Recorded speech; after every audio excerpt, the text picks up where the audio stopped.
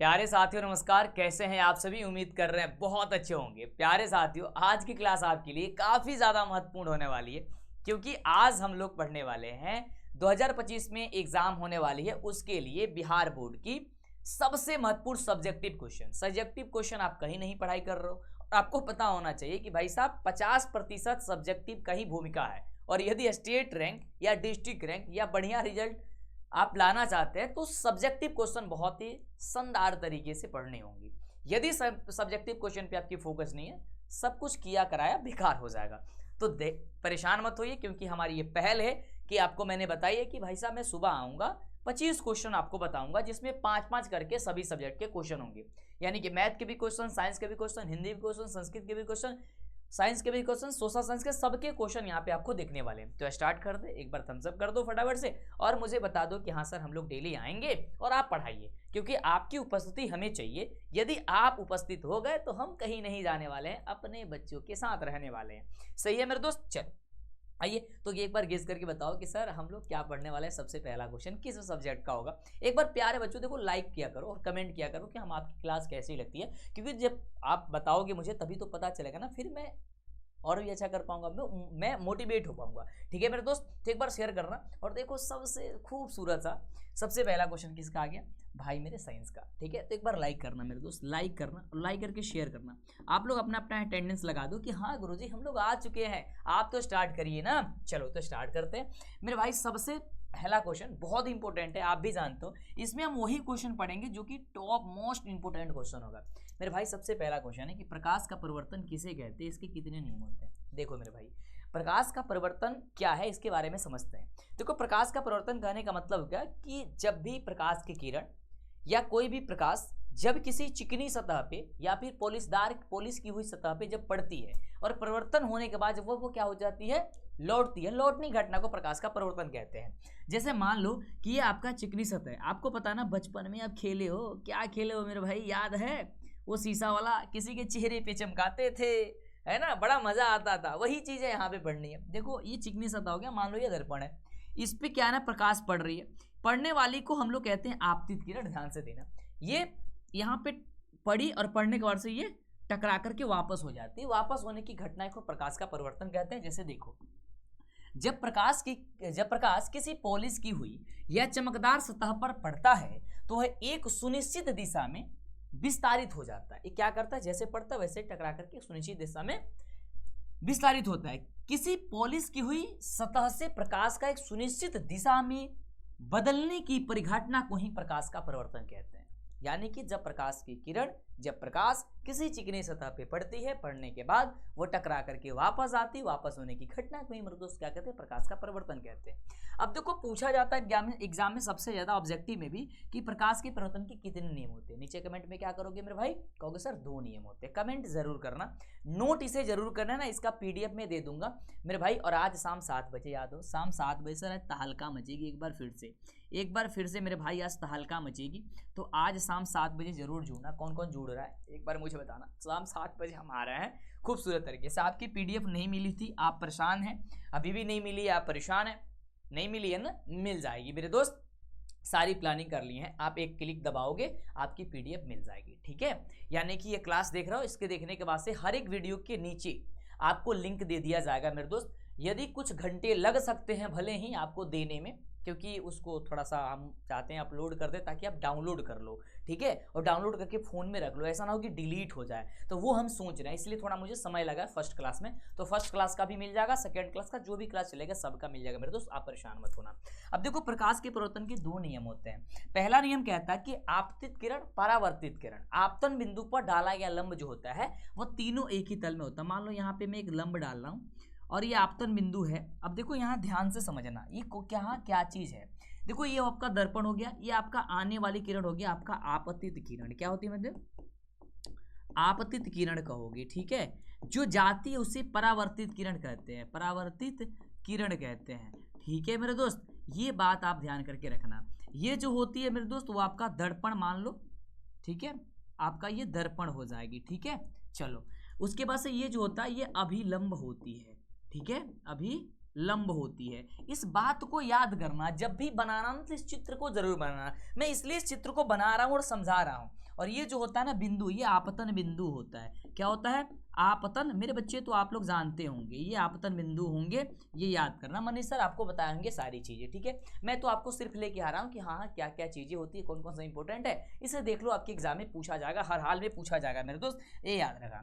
दूसरा नियम होता है कि आपतन कोण परिवर्तन कोण के बराबर होता है, यानी कि जो इनके बीच में जो कोण बनता है, ठीक है, यहाँ पे इसे कोण आई कहते हैं और यहाँ पे कोण जो बनता है उसे कोण आर कहते हैं मेरे दोस्त। तो कोण आई जो होता है वो मेरे दोस्त कोण आर के बराबर होता है, यानी कि कोण आई बराबर जो हो जाएगा वो कोण आर हो जाएगा। ये सारी बातें को लिखना जब भी ये क्वेश्चन आएगा तो, ठीक है। और ये सारी चीजें आएगा जो 5 नंबर का आएगा मेरे दोस्त, याद रखना, यदि पूरी चीजें लिखने को आ गई तो, नहीं तो 2 नंबर में तो पूछा ही जाएगा, ठीक है। अगले क्वेश्चन को समझते एक बार लाइक करके शेयर करना मेरे भाई। देखो कितनी टॉप क्वेश्चन है कि उत्तल दर्पण तथा अवतल दर्पण में अंतर लिखे। क्या उत्तल अवतल में अंतर आपको याद है? जल्दी बताओ। नहीं याद है तो भी बताओ कि हाँ मुझे याद नहीं है, और याद है तो बताओ कि सर मुझे याद थी। चलो सबसे पहले जानेंगे कि अवतल दर्पण क्या है और उत्तल दर्पण में अंतर जानेंगे। देखो इस साइड अवतल दर्पण की होंगी, इस साइड आपके उत्तल दर्पण की होगी। अब देखो मैं मेरे दोस्त मैं पता करता हूं, मैं बताता हूं आपको। अगर मैं बात करता हूं अवतल दर्पण में तो परावर्तन करने वाला चमकीला तल अंदर धसा होता है। कहाँ होता है मेरे दोस्त? अंदर धसा होता है। अगर मैं उत्तल दर्पण की बात करता तो उत्तल का मतलब उठल, है ना, ऐसे याद कर लो, उत्तल का मतलब उठल, यानी कि इसमें परावर्तन करने वाला चमकीला सतह जो है वो बाहर की ओर उभरा होता है, यानी कि उठा हुआ, बाहर की ओर उठा हुआ था, उत्तल माने उठल, है ना, ऐसे याद कर लो। चलो मेरे भाई आगे देखो, इसमें वास्तविक और आभासी दोनों प्रकार की प्रतिबिंब बनती है। किस में मेरे भाई? तो आप कहना सर अवतल में, है ना। उत्तल में बात करते हैं तो सिर्फ इसमें आभासी प्रतिबिंब बनता है, ठीक है, इसमें आभासी होता है। किसमें? उत्तल दर्पण में। अगर मैं बात करता हूं मेरे भाई कि अवतल दर्पण में इसमें उल्टा तथा सीधा प्रतिबिंब दोनों बनते हैं, लेकिन मेरे भाई जो उत्तल दर्पण होते हैं इसमें केवल सीधा प्रतिबिंब बनता है, ठीक है मेरे भाई। चलो अगला जो है, इसमें प्रतिबिंब बड़ा, छोटा तथा वस्तु के आकार या तीनों प्रकार का बनता है, लेकिन मेरे भाई उत्तल दर्पण में क्या होता है, इसमें प्रतिबिंब हमेशा छोटा बनता है, ठीक है। आप ये भी लिख सकते हो कि अवतल दर्पण का उपयोग जो है ना कहाँ किया जाता है? हेडलाइट में किया जाता है, दाढ़ी बनाने में किया जाता है, लेकिन उत्तल दर्पण को गाड़ियों के साइड मिरर में किया जाता है। देखना साइड मिरर में होगा, आपके बाइक में होगा, बाइक चलाने में मजा आता है ना, तो उसके साइड में जो दर्पण लगे उत्तल होगा, है ना। उत्तल का पहचान क्या भाई? जब उसमें चेहरा लगे तो देखना छोटा दिखेगा, है ना, दूर की वस्तु दिखती है। और बहुत सारे हम ऐसे ऐसे गाड़ियां देख रहे हैं, गाड़ियां क्या ये थोड़ा ई रिक्शा वगैरह आ गया ना उसमें, या कई सारे ऐसे बाइक है जो जाते हैं किसी दुकान से वो लगा लेते हैं, दर्पण लगा लेते हैं बाइक वगैरह में, तो वो क्या है ना बड़ा बड़ा फेस दिखने लगता है ना, तो वो नहीं करना चाहिए, वो गलत चीज़ है, ठीक है, वो नहीं लगवाना चाहिए, ठीक है, वो गलत है। अगर कहीं देख रहे हो आप लोग तो उसे बता देना, ठीक है मेरे दोस्त। यस, तो इसे समझो। अगला देखो कितना प्यारा सा क्वेश्चन है भाई, मेरे सारे सब्जेक्ट का क्वेश्चन मिलेगा इसमें, सारे सब्जेक्ट हो। पहले तो हम लोग साइंस पढ़ रहे हैं, फिर है इसके बाद नीचे कमेंट करके बताओगे क्या पढ़ेंगे हम लोग इसके बाद, ठीक है। चलो वास्तविक तथा आभासी प्रतिबिंब में मेरे दोस्त अंतर क्या है मेरे भाई? वास्तविक और आभासी में अंतर। यदि वास्तविक और आभासी में अंतर में बात करता हूं तो सबसे पहले मेरे भाई मैं बात करूंगा वास्तविक प्रतिबिंब की, और यहाँ मैं बात करूंगा आभासी प्रतिबिंब की। ऐसे ही आप लोग क्या करना, लिख लेना, और इस बीच में ये इस तरीके से आप डंडी खींच देना, ठीक है, और दोनों तरफ लिख देना, बड़ा बेस्ट होता है, नंबर आपकी एक भी नहीं कटी जाएगी इस तरीके से बनाते हो तो। देखो लिखना कि वास्तविक प्रतिबिंब को पर्दे पर प्राप्त किया जा सकता है, लेकिन आभासी प्रतिबिंब को पर्दे पर प्राप्त नहीं किया जा सकता, इस मेरे दोस्त याद करके रखना। दूसरा होता है कि वास्तविक प्रतिबिंब सदैव जो होता है कैसा होता है मेरे भाई? उल्टा होता है, और आभासी प्रतिबिंब मेरे दोस्त क्या होता है? सदैव सीधा होता है। कैसा होता है मेरे दोस्त? सीधा होता है। अगला कि वास्तविक प्रतिबिंब दर्पण के आगे बनता है। वास्तविक प्रतिबिंब कैसा बनता है? दर्पण के जो है ना आगे बनता है, आगे, इस बात को याद रखना। अगला कि आभासी प्रतिबिंब दर्पण के पीछे। आभासी जो है ना क्या होता है? वो दर्पण के पीछे बनता है। तो इस प्रकार से कम से, अब देखो कई बार सब बच्चों का सवाल आता है, सर इस तरीके से कितने हम अंतर लिख सकते हैं? मेरे भाई जल्दी बताना कमेंट करके, क्या आपको पता है? नहीं पता है? मैं बताता हूँ। देखो मेरे भाई कम से कम 3 अंतर जरूर लिखना है मेरे भाई। कम से कम कितने अंतर? 3, और ज्यादा से ज्यादा 5। 5 और 3 के बीच में आपकी होनी चाहिए, बहुत परफेक्ट मानी जाती है। 3 से तो अगर बहुत कम याद है तो कम से कम तो 3 लिखनी चाहिए, ज्यादा याद है तो 5 तो जरूर लिख दिया करो, ठीक है। अगर याद है तो 5 लिखा करो मेरे भाई। बहुत ही प्यारा सा क्वेश्चन, देखो जितने भी क्वेश्चन आएंगे सारे प्यारे के प्यारे प्यारे प्यारे क्वेश्चन आएंगे, बहुत ही खूबसूरत सा क्वेश्चन आएगा मेरे भाई। क्वेश्चन क्या कह रहा है? कह रहा है कि लेंस की क्षमता से आप क्या समझते हो मेरे भाई? लेंस की क्षमता से अब देखो मेरे भाई, आप कहना कि किसी लेंस द्वारा प्रकाश की किरणों को अभिसरण या फिर अपसरण करने की मात्रा को उसकी क्षमता कही जाती है। लेंस की क्षमता डायप्टर में मापी जाती है। एक डायप्टर उस लेंस की क्षमता है जिसकी फोकस दूरी 1 मीटर होती है।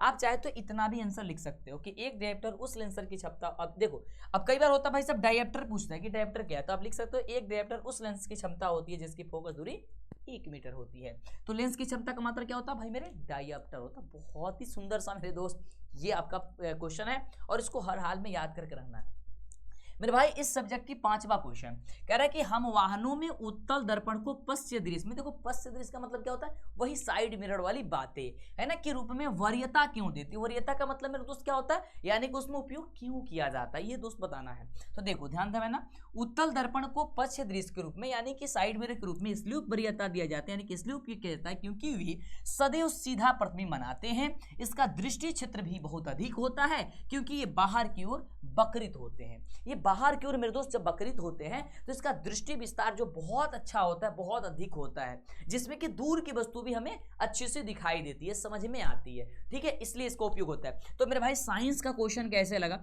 मेरे वो नीचे कमेंट कर जरूर मुझे बताना कि साइंस का आज का क्वेश्चन जो है ना कैसा रहा, ठीक है। जो भी है ये साइंस का क्वेश्चन जो है विज्ञान का, ठीक है, ये विज्ञान में किसका है भाई, भौतिक विज्ञान का है। क्या कहोगे मेरे भाई, कहोगे आप सर भौतिक विज्ञान का, तो भौतिक विज्ञान का यानी कि फिजिक्स का क्वेश्चन आपको लेकर के आए हम, कैसा रहा। और दूसरी, ये रात को आपको शाम को क्लास देखे थे रात में कल, है ना, कितनी अच्छी क्लासें हुई थी भाई साहब क्रैश कोर्स की। और एक बार बताना यार, क्रैश कोर्स हम ला करके क्या अच्छा किया आपके लिए, बताओ मेरे बच्चे फटाफट से बताना, सर क्रैश कोर्स ला करके हमने अच्छा किया है या नहीं किया है, एक बार मेरे बच्चों बताना फटाफट से, क्योंकि जब आप बताते हो तो मुझे बड़ी मजा आती है, बहुत अच्छा लगता है, मैं मोटिवेट होता हूँ मेरे भाई। आ गया गणित का क्वेश्चन, बहुत ही सुंदर सा गणित का क्वेश्चन है, लेकिन मैं गणित का क्वेश्चन नहीं बताऊंगा मेरे भाई, मैं गणित का क्वेश्चन अभी नहीं बताऊंगा लेकिन अभी नहीं बताऊंगा। मैं सबसे पहले मेरे भाई पढ़ता हूँ यहाँ पे सोशल साइंस के क्वेश्चन, बोलो मेरे भाई सही रहेगा, सोशल साइंस का पहले मैं पढ़ूंगा भाई मेरे सोशल साइंस का क्वेश्चन। अब कहोगे सर ऐसा क्यों, ऐसा कुछ नहीं भाई मेरे, क्योंकि इसकी रिवीजन करने का टाइमिंग हम लोग को अंतिम में देंगे, ठीक है। अभी आपका दिमाग एकदम फ्रेश है, टनाटन है, मस्त है, तो अभी हम लोग पढ़ले रटने वाली समझने वाली बातें याद कर लेते हैं, पढ़ लेते हैं, फिर हम लोग मैथ बनाएंगे। बताओ मैथ बनाएंगे नहीं बनाएंगे, बिल्कुल बनाएंगे मेरे भाई, तो अंतिम बनाएंगे, बहुत ही खूबसूरत। साइंस का क्वेश्चन कैसा लगा ये बताना। अब पढ़ते हैं मेरे अर्थव्यवस्था के क्वेश्चन, बहुत ही प्यारे बच्चों। देखो सुबह में नोटिफिकेशन नहीं जाता यूट्यूब का मेरा, तो आप लोग प्लीज शेयर कर दिया करो, दबा के शेयर कर दिया करो यार। देखो ऐसा नहीं कि बच्चे जो है ना, बच्चों को पता होगा तब ना, बच्चे को पता नहीं होती है, तो आप लोग शेयर कर दिया करो मेरे दोस्त, बहुत ही सुंदर तरीके से। देखो मेरे भाई, अर्थव्यवस्था किसे कहते हैं, अर्थव्यवस्था एक ऐसी तंत्र या ढांचा है जिसके अंतर्गत किस विभिन्न प्रकार की आर्थिक क्रियाएं संपादित की जाती है, जैसे कि कृषि, व्यापार, बैंकिंग, बीमा, परिवहन, संचार इत्यादि। दूसरी ओर लोगों को रोजगार के अवसर प्रदान करती है ताकि वे अपनी आवश्यकताओं की संतुष्टि हेतु देश में उत्पादित वस्तुओं एवं सेवाओं का क्रय कर सके। अब देखो मेरे भाई, अर्थव्यवस्था का मतलब वही होता है कि एक ऐसा तंत्र, एक ऐसा ढांचा जिसके अंतर्गत विभिन्न प्रकार की आर्थिक क्रियाएं आती है ना मेरे दोस्त। अब देखो विभिन्न प्रकार की आर्थिक क्रियाएं जैसे कि कृषि हो गया, व्यापार हो गया, बैंकिंग हो गया, संचार हो गया, ये सारे के सारे, ठीक है। तो अगर अर्थव्यवस्था आएगा मेरे भाई तो बता दोगे यस, ये क्वेश्चन सबसे ज्यादा आता है मेरे दोस्त, याद करना, बहुत ही इंपॉर्टेंट क्वेश्चन है भाई मेरे। सब्जेक्टिव क्वेश्चन पढ़ना बड़ा जरूरी है मेरे भाई, बहुत जरूरी है, आपसे रिक्वेस्ट करना है मेरे भाई, जरूर पढ़ो इसे, ठीक है। मजा आ रही है एक बार बताना मेरे भाई। देखो अगला क्वेश्चन कितना प्यारा सा है, मिश्रित अर्थव्यवस्था के बारे में बात कर रहा है कि मेरे भाई मिश्रित अर्थव्यवस्था होता क्या है। अब देखो अगर मैं बात करता हूं मेरे भाई की मिश्रित अर्थव्यवस्था, तो ध्यान से समझना, मिश्रित अर्थव्यवस्था ऐसी अर्थव्यवस्था है जिसमें पूंजीवादी तथा समाजवादी अर्थव्यवस्था का मिश्रण होता है। अब देखो मिश्रित अर्थव्यवस्था जो होती है वो हमारा कहाँ है, भारत में मिश्रित अर्थव्यवस्था पाई जाती है, क्योंकि इसमें पूंजीवादी और समाजवादी दोनों प्रकार की अर्थव्यवस्थाएं मिश्रित है। और मिश्रित अर्थव्यवस्था वह अर्थव्यवस्था है जहां उत्पादन के साधनों का स्वामित्व जो होता है, जो उत्पादन का साधन उसका जो स्वामित्व होता है वो सरकार तथा निजी व्यक्तियों के पास भी होता है। यहाँ पे देखो उत्पादन का जो साधन है वो सरकार के भी पास है और निजी व्यक्तियों के पास भी है। यह अर्थव्यवस्था पूंजीवादी और समाजवादी के बीच का रास्ता होता है। ये जो अर्थव्यवस्था है वो किसके किसके बीच का होता है, पूंजीवादी अर्थव्यवस्था, समाजवादी अर्थव्यवस्था के बीच का रास्ता होता है। मेरे भाई आएगा आपके एग्जाम में तो क्या करोगे, छोड़ के चले जाओगे, कहोगे कि मंटू सर गलती पढ़ा दिए हैं या फिर पढ़ाए ही नहीं है, क्या कहोगे, कहोगे पढ़ाए, हाँ आप कहना सर पढ़ाए हैं। क्वेश्चन मेरे भाई जब एग्जाम में बैठोगे ना, कोई भी ऐसा क्वेश्चन नहीं रहेगा कहोगे अरे भाई मैं तो पढ़ा ही नहीं। भाई तुम देखो पढ़ो बहुत ही सुंदर से मेरे भाई, बहुत ही सुंदर से टेरो। कह रहा है यार कि सतत विकास क्या है। देखो देखो कितनी सुंदर सुंदर क्वेश्चन आ रही है, और यदि तुम बुक उठा के देखे होगे तो तुम्हें लग गया होगा कि मंटू सर जो लेके आए हुए ना भाई साहब वाकई में तगड़ी वाली बातें हैं, है ना। तो तगड़ी वाली क्वेश्चन आ रही है भाई साहब, हर चीज अब देखोगे ना इतनी मजा आएंगी, इतनी मजा आएंगी, दिल खुश हो जाएगा। देखो सुबह सुबह आओ, कान में ईयरफोन लगाओ, चुपचाप मंटू सर की बातें आकर के सुन लो, मम्मी से फोन लो, मम्मी मम्मी मुझे फोन चाहिए, मुझे फोन चाहिए। किस लिए मम्मी पूछेगी किस लिए चाहिए, कहोगे मंटू सर आने वाले हैं, उन्होंने बोला है कि 25 क्वेश्चन पढ़ाएंगे, प्रत्येक सब्जेक्ट का 5-5 क्वेश्चन, उसे हमें पढ़ लेना है, उसे हमें देख लेना है और उसे याद कर लेना है, इसलिए लेना है। ठीक है मेरे बच्चे, बहुत ही सुंदर। चलो देखो सतत विकास क्या है मेरे भाई, सतत विकास का शाब्दिक अर्थ है ऐसा विकास जो कि जारी रह सके, टिकाऊ बना रहे। सतत विकास में न केवल वर्तमान पीढ़ी बल्कि भावी पीढ़ी के विकास को भी ध्यान में रखकर रखा जाता है। जैसे कि वुडलैंड आयोग ने के सतत विकास के बारे में बताया है कि विकास की वह प्रक्रिया जिसमें वर्तमान की आवश्यकताएं बिना भावी पीढ़ी की क्षमता योग्यता से समझौता किए पूरी की जा सकती है।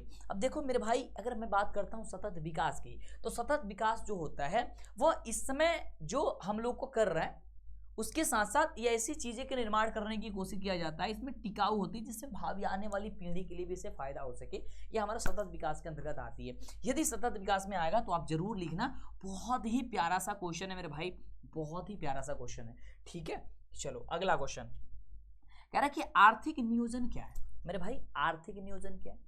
यदि आर्थिक नियोजन की बारे में बात आती है तो क्या लिखोगे, लिखना कि आर्थिक नियोजन का अर्थ एक समयबद्ध कार्यक्रम के अंतर्गत पूर्व निर्धारित सामाजिक एवं आर्थिक उद्देश्यों की प्राप्ति के लिए अर्थव्यवस्था में उपलब्ध संसाधनों का नियोजित समन्वय एवं उपयोग करना है। आर्थिक नियोजन को योजना आयोग ने इस प्रकार परिभाषित किया है कि आर्थिक नियोजन का अर्थ राष्ट्र की प्राथमिकताओं के अनुसार देश के संसाधनों का विभिन्न विकासात्मक कार्य में भी प्रयोग करना होता है। मेरे भाई बहुत ही सुंदर है आर्थिक नियोजन। आर्थिक नियोजन के बारे में अवश्य पढ़ लेना, काफी सुंदर सी क्वेश्चन है जो आपके एग्जाम में टकराएंगी, जो आपके एग्जाम में आएंगी, ये ध्यान देना। अब पढ़ने वाला समय है मेरे दोस्त, यदि आज बैठे रह गए समझो कि सब कुछ बैठा रह जाएगा मेरे दोस्त, सब कुछ बैठा रह जाएगा। मेरे भाई अगला देखो क्वेश्चन कितना बढ़िया है, कह रहा है कि मानव विकास रिपोर्ट। मेरे भाई मानव विकास रिपोर्ट क्या है मेरे भाई, मानव विकास रिपोर्ट की यदि हम बात करते हैं तो क्या है ये, तो देखो मानव विकास रिपोर्ट यानी कि HDR ह्यूमन डेवलपमेंट रिपोर्ट में विभिन्न देशों की तुलना, लोगों के शैक्षिक स्तर, उनका स्वास्थ्य स्थिति एवं प्रति व्यक्ति आय सम्मिलित किया जाता है। देखो इसे कहते हैं मानव विकास रिपोर्ट। कितनी सुंदर सी रिपोर्ट है ये, है ना। इसे समझना जानना बहुत जरूरी है। जितने क्वेश्चन आएंगे मेरे दोस्त, ये कितने मार्क्स के आएंगे मेरे भाई, 2 मार्क्स के आएंगे। देखो पहले 3 मार्क्स के क्वेश्चन आया करते थे, लेकिन जब से डबल क्वेश्चन आना शुरू हुआ, जब से पैटर्न में चेंज हुआ, तब से मेरे भाई 2-2 अंक का क्वेश्चन आता है और 5 अंक का क्वेश्चन आता है।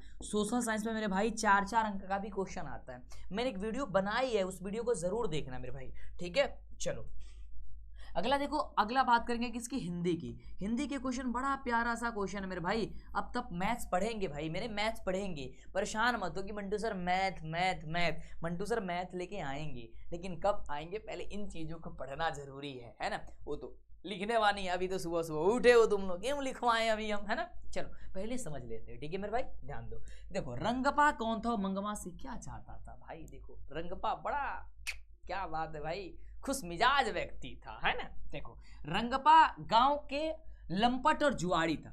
अभी किसकी बात की जा रही है, मैं पूछूं कि रंगपा की कहानी किसकी बात की जा रही है। आप कहना सर हिंदी जो वर्णिका है, क्या कहोगे मेरे भाई, हिंदी जो वर्णिका है ना मेरे भाई, हिंदी वर्णिका है उसका है ये। आज शाम 7 बजे, याद है ना, याद रहे भाई, शाम 7 बजे जरूर जुड़ना मेरे भाई। मैं आ रहा हूँ, मैं जब आता हूँ ना धमाल धमाल मचनी चाहिए, है ना, क्योंकि आपके लिए तगड़ी तगड़ी लेके आते हैं।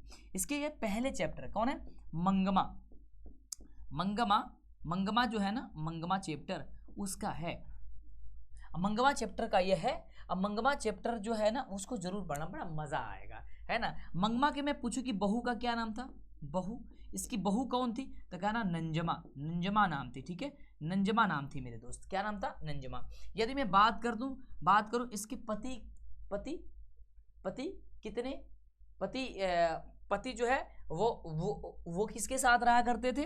देखो पहले तो सब लोग एक साथ रहते थे, झगड़ा हो गया ना भाई, पता है ना उसमें क्या चीज़ होती है, सास बहू में झगड़ा जो होती है ना वो आसपास होती है, वही सारी चीज़ें घटनाएं देखने को मिलें, बड़ा मज़ा आएगा, है ना। उसके बाद बहू आकर के कहती है भाई साहब मेरा पति है ना, मेरा पति है, मेरा होना चाहिए, मेरा ही है। वो कौन कहती है? बहू कहती है और नंजमा कहती है ना। ये घटनाएं माँ जी, सारी घटनाएं किसके जाकर के बताती है? तो माँ जी को बताती है। मेरे दोस्त याद रखना, माँ जी थी और माँ जी को सारी घटनाएं बताया करती थी। बड़ा प्यारा सा कहानी है मेरे दोस्त, पढ़ना जरूर, ठीक है। चलो, तो रंगप्पा उसी गांव का था जो कि लंपट था, जुआ हुआ खेला करता था, जुआरी व्यक्ति था, है ना। वो मंगमा से धन चाहता था, वो मंगमा से चाहता था कि मैं इसे धन ले लूं, क्योंकि उसको पता था कि इसके बेटी बहू जो है ना इसे अलग कर दिए हुए हैं, है ना। उसके मौके का फायदा उठाना चाहता था, ठीक है। इतना ही नहीं, वो मंगमा के साथ अनाथ समझकर उसकी इज्जत भी लूटना चाहता था। मतलब हो गया भाई साहब, इज्जत लूटने का मतलब कि उसका हाथ पकड़ लिया था जोरों से आकर के मंगमा का। तो मंगमा इस पे भाई साहब बोल पड़ी कि ओरे रंग पे, तो मेरे घर वाले हो क्या कि मेरे हाथ पकड़ रहे हो, बड़ा हक से मेरे हाथ पकड़ रहे हो। भाई साहब कहने का मतलब क्या है? मान लो कि किसी की भी पति है, उसी का अधिकार है ना अपने बीवी को हाथ पकड़ लेने का, है ना। अब किसी का भी हाथ कोई तो पकड़ नहीं सकता है। तो ये चीज़ें जब चली, जब मंगमा, मैं कहानी बता देता हूँ थोड़ी सी। मंगमा जो थे वो दही बेचा करती थी बारी से। बारी का अर्थ क्या होता है मेरे दोस्त? बारी का अर्थ होता है कि वहाँ पे एक नियम है जिसमें दही रोज दे दो और महिवारी के रूप में, यानी कि एक महीने पे पैसा लेके जाओ, उसे बारी कहते हैं, है ना। बारी के रूप में कुछ मत समझ लेना आप लोग, सही है। बारी का मतलब ये है। तो डेली दही बेचा करते थे। जब इसे पता चला रंगप्पा का, होता है ना गांव में बहुत सारे होते हैं लंपट जुआरी किस्म का व्यक्ति, वैसा ही था वो, जुआ खेलता। जब पता चला भाई साहब रंगप्पा, एक तो भाई साहब इसके पति नहीं है, दूसरी जी अकेली है, बेटे और बहू छोड़ दिए, इसके पास पैसा भी है, ठीक है। तो उसको क्या किया, जब रास्ते में आ रहा था उसे पकड़ लिया, पकड़ करके उसके हाथ पकड़ ली, ठीक है, पकड़ लिया और उसे गलत संबंध बनाने की भी कोशिश करने की चाह रहा था। तो इस पे मंगमा ने बोल पड़ी, क्यों रे रंग पे, तुम बहुत ज़रा आज को ये मिजाज में हो क्या, तुम मेरे घर वाले हो कि मेरे हाथ पकड़ रहे हो, है ना। तो ये चीज़ें बोली, उसको वहाँ से भागी। जब ये बात उसकी बहू को पता चली तो बहू भाई सब डर गई। डरने के बाद से भाई कोई भी बेटा बहू में झगड़ा हो जाए, कुछ भी हो जाए, लेकिन अगर कहीं भी कोई फंसता है ना, घर वाले ही आगे आते हैं, दुनिया वाले कोई नहीं आता अपना। कहा जाता है, हमारे देहात में कहावत है, हमारे गाँव में या फिर हर जगह गाँव में कहावत है कि हंसुआ जब आना तो कबो भी अपने ओर खींचेला, ठीक बा। तो कितना भी खराब होगा ना तो अपने ओर लेके आएगा। आपके घर वाले आपके कितना भी खराब होंगे, लेकिन जब कुछ होगा ना, कोई आपको मारेगा ना या कुछ कहेगा ना, तो आपके तरफ से ही बोलेंगे, भले आप कितने खराब होंगे, उससे मतलब नहीं रहता है ना। चलो, तो ये चीज़ें होती, तो वही चीज़ें हुआ करता था और वही रंगप्पा था। रंगप्पा के बारे में आप जान गए, अब तो भूलोगे नहीं, मुझे पता हो गया, आप भूलोगे कैसे आप लोग। चलो, कहा कि दही वाली मंगमा कहानी में बहू ने सास को मनाने के लिए कौन सा तरीका अपना। अब देखो इसमें झगड़ा हो गया था दोनों के बीच में। अब झगड़ा जब हुआ तो मनाना तो है भाई, बहू को पता चला रंगप्पा ऐसा ऐसा कर रहा है। अब जब कर रहा है तो बहू सास को मनाना है, तो मनाने के लिए देखो कौन से तरीका अपनाए। बहू बुद्धिमती थी, बड़ी बड़ी तेज थी बहू, बड़ी और से भी बहुआ बड़ी तेज होती है ना। अब लड़कियां देखो वीडियो देख रही है, अब ये भी कहे कि मंटू सर हमें ही कह रहे हैं, क्योंकि ये लोग भी बहू बनने वाले हैं कुछ दिनों के बाद से।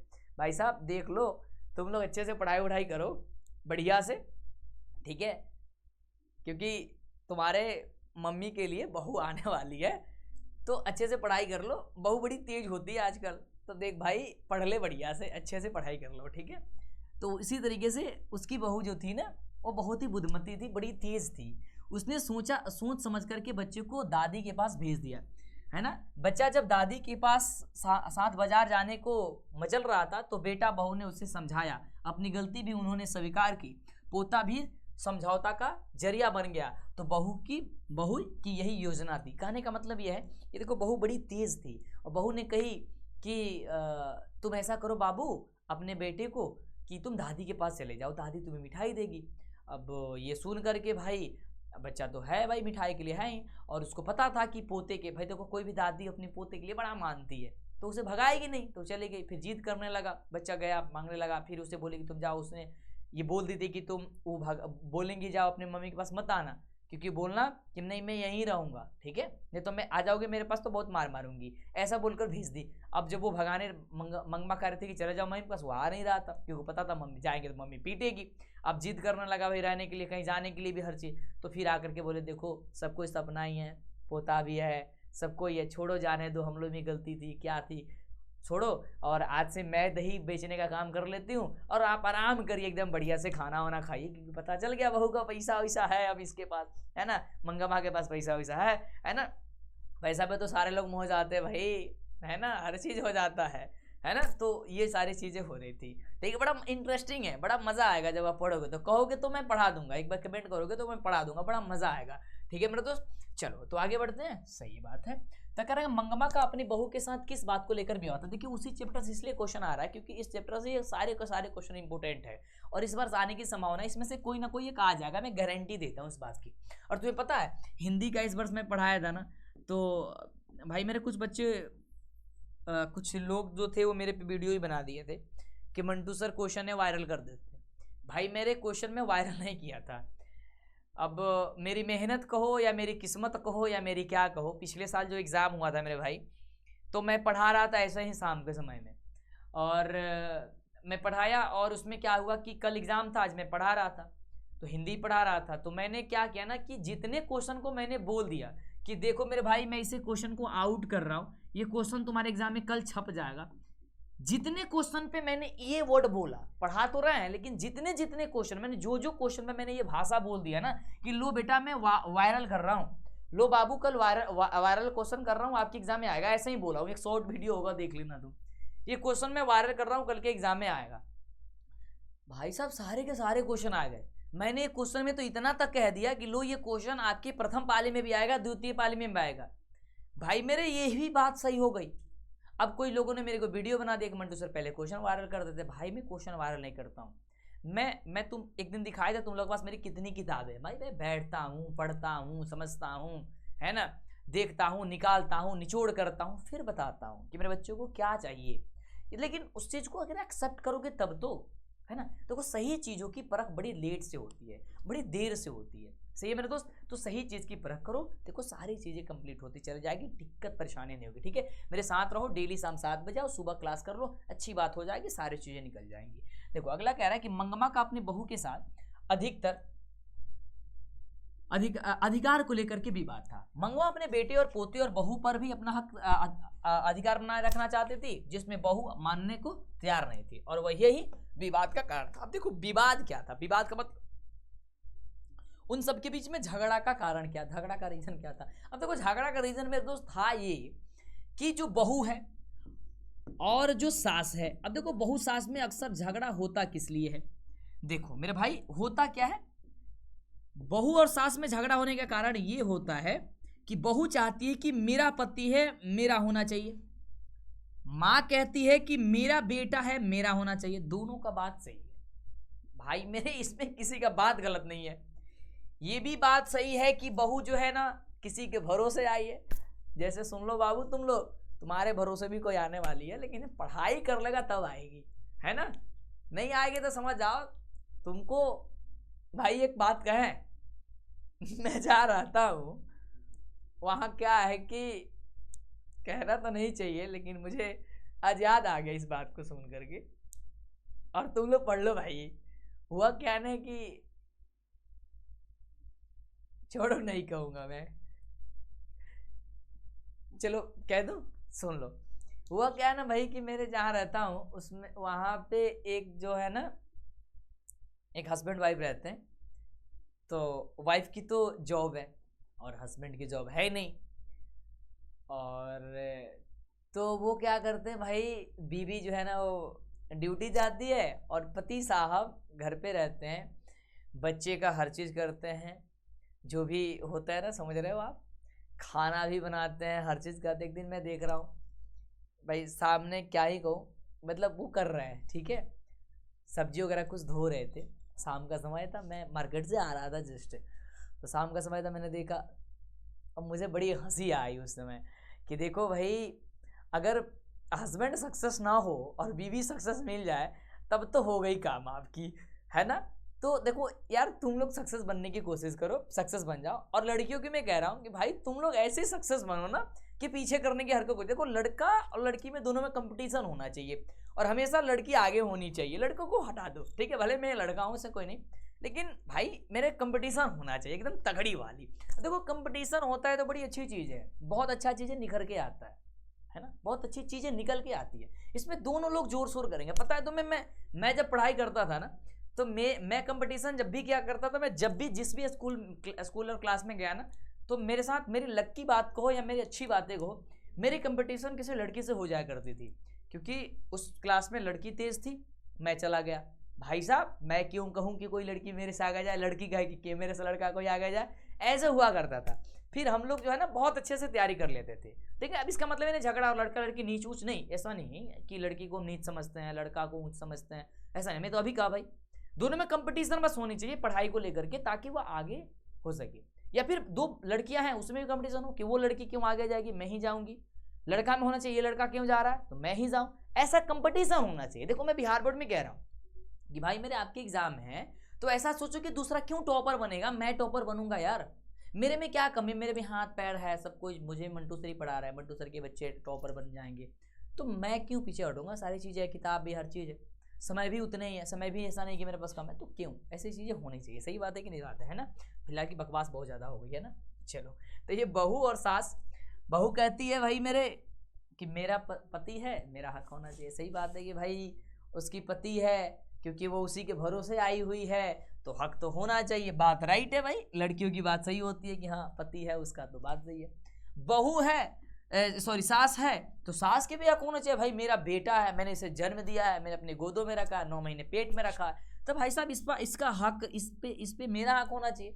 अब दोनों में होड़ मची हुई है, वो कहती है मैं लूंगी, दोनों में दोनों, और इसी बात को लेकर विवाद होता है। अंतिम में भाई होता क्या, अंतिम में दोनों को या तो समझना पड़ता है, नहीं तो वो चीज़ चलती रहती है। फिर सास और बहू में से कोई एक, जब भगवान कहते हैं कि अब मेरे पास आ जाओ, ठीक है, अब झगड़ा बहुत ज़्यादा हो गया, तब जा कर के वो चीज़ें समाप्त होती है। फिर यादें आती है कि यार थी तो बड़ी अच्छा था, है ना। अब चलो, बहुत चीज़ें हो गई, आगे बढ़ते अगले क्वेश्चन के लिए। बहुत सुंदर से क्वेश्चन है, लक्ष्मी कौन थी, उसकी पारिवारिक परिस्थिति के प्रस्तुत करें, चरित्र चित्रण करें।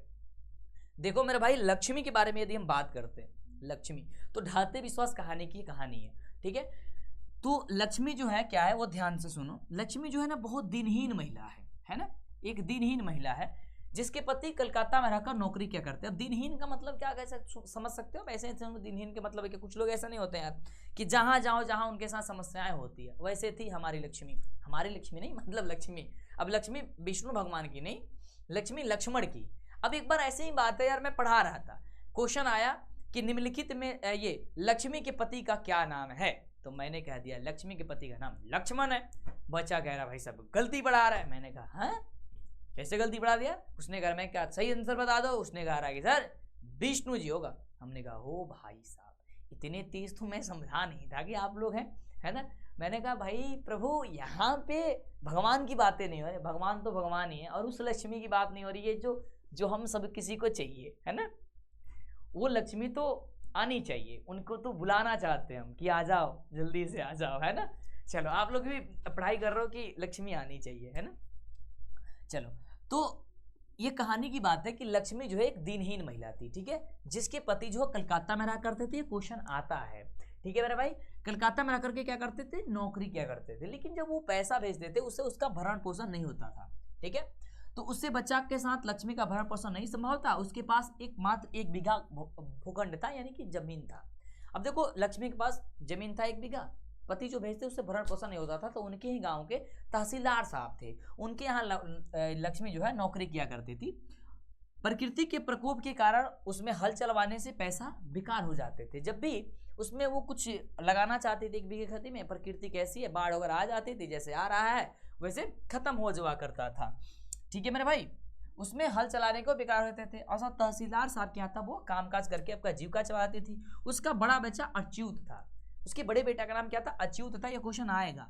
2 बेटियां तथा एक नन्हा मुन्हा और अपने स्वयं का भरण पोषण की सारी जिम्मेदारी उसी पर थी, अतः उसका पारिवारिक स्थिति काफी ज्यादा दयनीय थी। अब लक्ष्मी है, एक औरत है, घर में कितनी भरण पोषण करेंगी भाई मेरे, दिक्कत तो होगा, है ना। वही चीजें था, तो लिखना जरूर। बड़ी प्यारा प्यारा क्वेश्चन मेरे भाई, और इसको सेव कर लो। अगर आपके एग्जाम इससे क्वेश्चन नहीं आएगा ना मेरे भाई, कहना तुम कि नहीं आया सर, जरूर क्वेश्चन आएगा, 100% मेरी गारंटी है। कह रहे कि माँ मंगू को अस्पताल में क्यों नहीं भेजना, क्यों नहीं भर्ती करना चाहती थी? बड़ा बढ़िया क्वेश्चन है, ये क्वेश्चन छपेगा आपके एग्जाम में।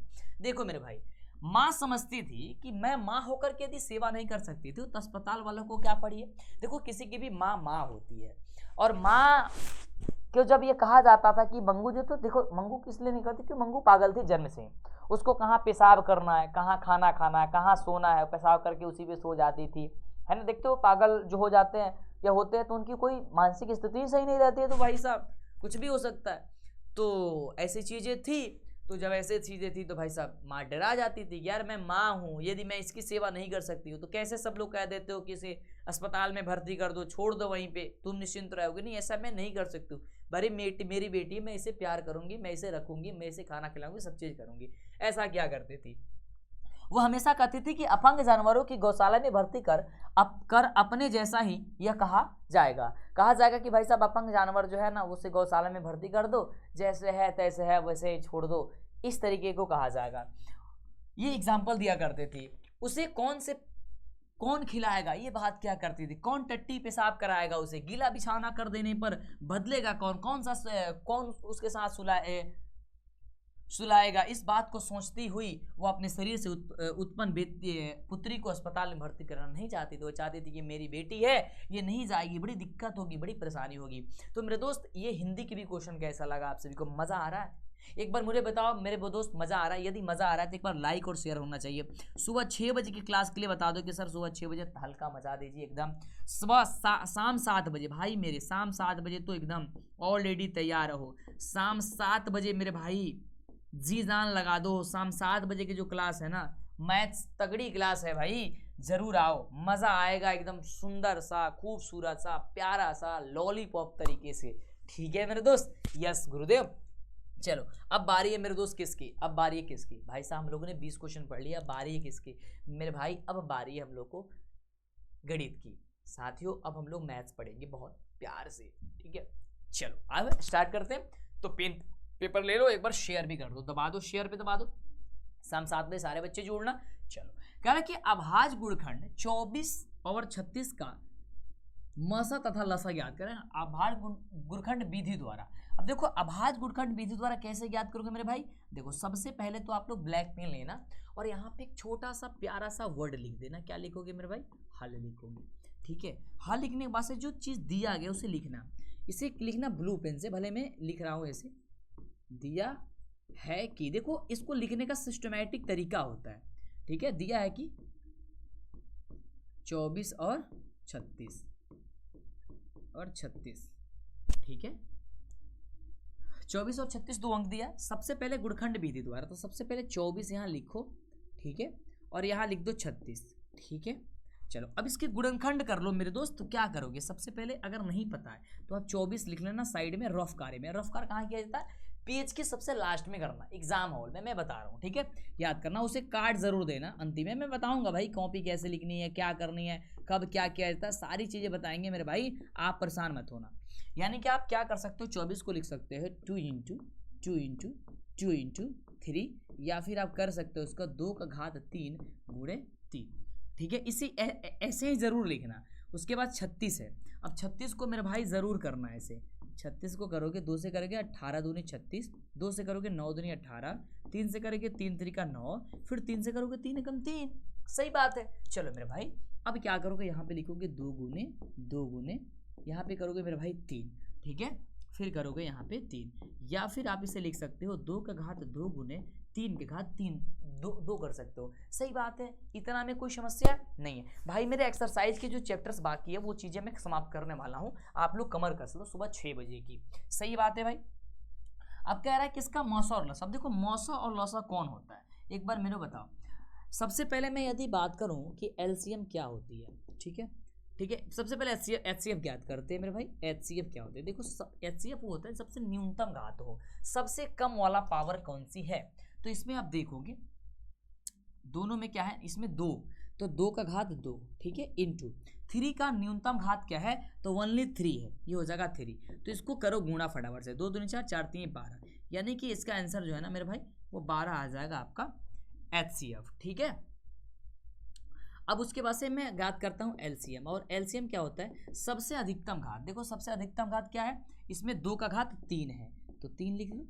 और उसके बाद से सबसे न्यूनतम घात क्या है, इसमें क्या है मेरे भाई, सबसे न्यूनतम घात 3 का घात 3 है, तो 3 का घात 3 का घात 2 है। अब बताओ मेरे को, 3 3 9 3 2 3 4 2 8 8 8 में काट कर करना है 3 से, फिर 3 से, ठीक है। तो 3 3 का 9, यानी कि 8 3 का 24, 24 3 24 3 24 3 4 3 12 का 2 3 6 7 72, ये आपका हो जाएगा मेरे भाई 72 आंसर आ जाएगा।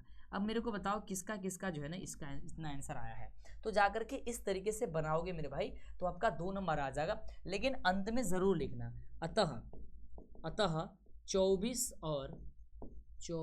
और 36 का HCF बराबर 12, LCM इसके नीचे बराबर लिखना 72, ठीक है। और यहाँ पे आंसर लिखने की जगह पे आप क्या करना मेरे भाई, क्या करना, आप लोग यहाँ आंसर लिखना ऐसे, और अंडरलाइन वगैरह कर देना, इसे ब्रैकेट से बंद कर देना। बोलो मेरे भाई यहाँ तक सही आया है, सबका जवाब आया है, कोई परेशानी नहीं, तो नहीं परेशानी है मेरे भाई। तो आगे बढ़ते दूसरा क्वेश्चन को सॉल्व करना।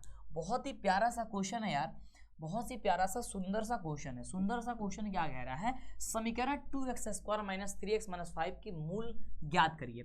अब देखो यार, मूल ज्ञात करने का मतलब क्या, देखो मूल होता क्या है, मूल का मतलब हो गया x। तो सबसे पहले एक प्यारा सा वर्ड लिख लो भाई साहब मेरे को यहाँ पे हल। अब देखो इसमें ट्रिक नहीं अपनाना है, जो ट्रिक केवल ऑब्जेक्टिव में अपनाना होता है, इस बात को ध्यान रखना। इसमें सबसे लिखना कि दिया है, ठीक है मेरे भाई, दिया है। अब बताओ दिया है कि क्या दिया है, दिया है 2x² माइनस का 3x माइनस का 5 बराबर का 0। अब सबसे पहले मूल ज्ञात करने के लिए क्या करते हो, सबसे पहले क्या करते हो, पहले वाले को तीसरे वाले में मल्टीप्लाई करते हैं, तो 2 5 दूनी 10 यानी कि 10 हो जाएगा, 10x² हो जाएगा। 10x² को 2 अच्छे बराबर भागों में बांटना है, ताकि जोड़े घटाए तो 3 आ जाए, -3 आ जाए, और गुणा करे तो माइनस का 10 आ जाए। आप कहोगे कि मंटू सर यदि 5x और प्लस का 2x कर देंगे तो 5 दूनी 10 भी हो जाएगा, और 5 में से 2 घट जाएगा, 3 भी आ जाएगा। तो मेरे भाई फटाफट से कर दो, 2x² माइनस का 5x प्लस का 2x माइनस का 5 = 0। सही बात है मेरे भाई, यस सही बात है, चलो सही बात है। फिर अब देखो यहाँ पे क्या करेंगे मेरे भाई, इसमें से कॉमन करेंगे, क्या कॉमन होगा मेरे भाई, x कॉमन होगा, x कॉमन होंगे तो यहाँ पे क्या बचेगा, 2x बचेगा। तो 2x माइनस का 5 और यहाँ पे +1, और यहाँ पे क्या हो जाएगा 2x माइनस का 5 = क्या हो जाएगा मेरे भाई, 0 हो जाएगा। सही बात है, यस सर 0 हो जाएगा।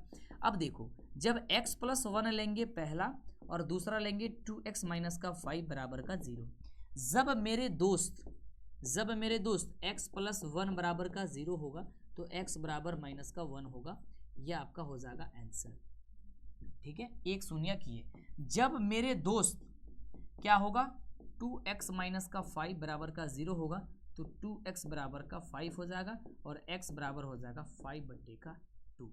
ये दो आपका शून्यक निकल के आएंगे। लेकिन इसको लिखने के लिए प्रोसेस क्या है, अंतिम में लिखना जरूर। देखो इससे मार्क्स मिलेंगे आपको पूरी तगड़ी वाली, कहीं भी अंक नहीं कटेगा। लेकिन अतः समीकरण, कौन से समीकरण था मेरे भाई, 2x² माइनस का 3x माइनस का 5 बराबर 0 का मूल x बराबर क्या लिखोगे मेरे भाई, एक बार माइनस का 1 कमा एक 5/2, और इस तरीके से मेरे भाई आंसर आप लोग लिख करके आ जाना। बोलो यहाँ तक समस्या कोई है, नहीं है, तो आगे बढ़ते हैं। चलो भाई तीसरे नंबर क्वेश्चन पे बढ़ेंगे।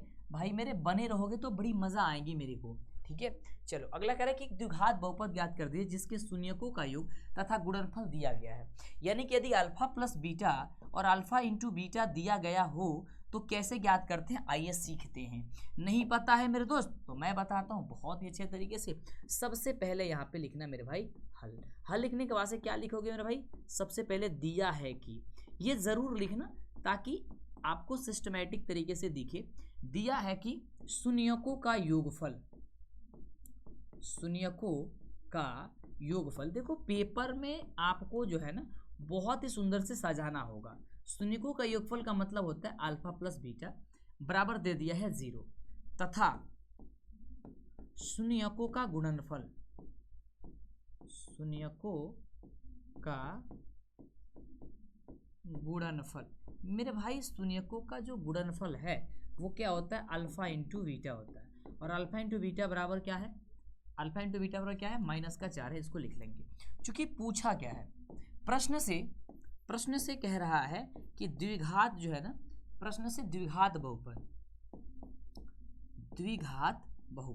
अब देखो जितनी भी वर्ड मैं लिख रहा हूं उसे जरूर लिखना। तो द्विघात वर्ड बराबर क्या होता है, द्विघात बहुपद बराबर होता है x² minus alpha plus beta plus का x into alpha into beta. ठीक है। अब चलो इसमें बैठाते हैं, फटाफट से बैठाओ मेरे साथ। अब देखो मेरे भाई x² की जगह तो x² रहने देंगे, माइनस अल्फा प्लस बीटा की जगह मैं कर दूंगा 0 into x plus alpha into beta की जगह -4 है, -4 कर देंगे। अब देखो आगे इसको, ये तीर का संबंध जरूर देना जब अगले स्टेप में बढ़ना। तो x² तो x², 0 में x से गुणा करेंगे 0 खत्म हो जाएगा, और प्लस में माइनस से करेंगे -5 बराबर हो जाएगा 0। तो ये आपका जो है ना बहुपद निकल करके चला आएगा। तो नीचे आप क्या लिखोगे मेरे भाई, आप लिखना अतः इतना का शून्य का गुणनफल का दिया है तो इसका बहुपद ये निकल करके आएगा। मेरे भाई ये बताओ सही हुआ? यस मेरे भाई। अब बहुत ही सुंदर सा क्वेश्चन यदि है तो यहाँ पे चौथा नंबर है, कह रहा है कि द्विघात समीकरण bx² plus ax plus c बराबर 0 का विवेचक क्या ज्ञात करो। अब देखो इस तरीके की यदि क्वेश्चन आ जाए तो कहोगे भाई साहब इसमें कैसे बनाएंगे, मैं विवेचक में तो फॉर्मूला ही याद है ना। लेकिन इसमें यहाँ पे ए होता है, यहाँ पे बी होना चाहिए, लेकिन इसमें थोड़ा चेंजिंग किया है, इसलिए मैं दिया हूँ जहाँ आप कंफ्यूज हो सकते हो, जहाँ आपसे बोर्ड जो है ना घुमा सकता है क्वेश्चन, मैं वही लेके आता हूँ। सही है, एक बार लाइक करना मेरे दोस्त, नीचे कमेंट करना क्लास कैसी लग रही है, मुझे पता चले। शाम 7 बजे जरूर जुड़ा करो मेरे भाई, ठीक है। चलो सबसे पहले मेरे भाई करोगे क्या, सबसे पहले लिखोगे दिया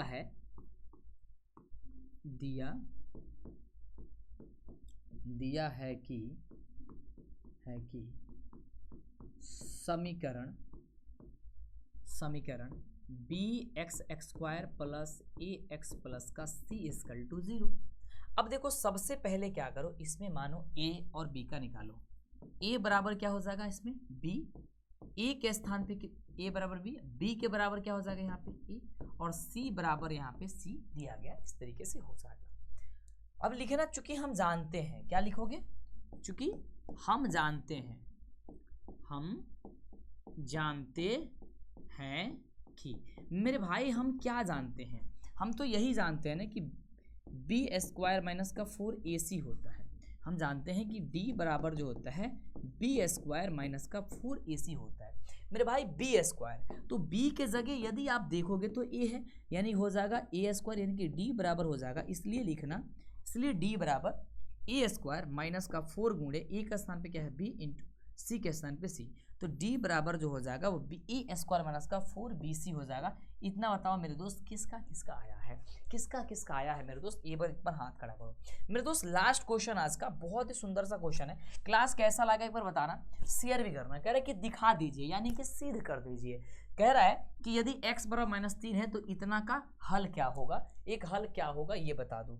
देखो मेरा भाई सबसे पहले तो यहाँ पे हल लिखो, हल लिखने के बाद से मेरे भाई यहाँ पे फटाफट से लिखना कि दिया है कि, क्या लिखोगे, दिया है कि, ये जरूर वर्ड लिखो, ठीक है।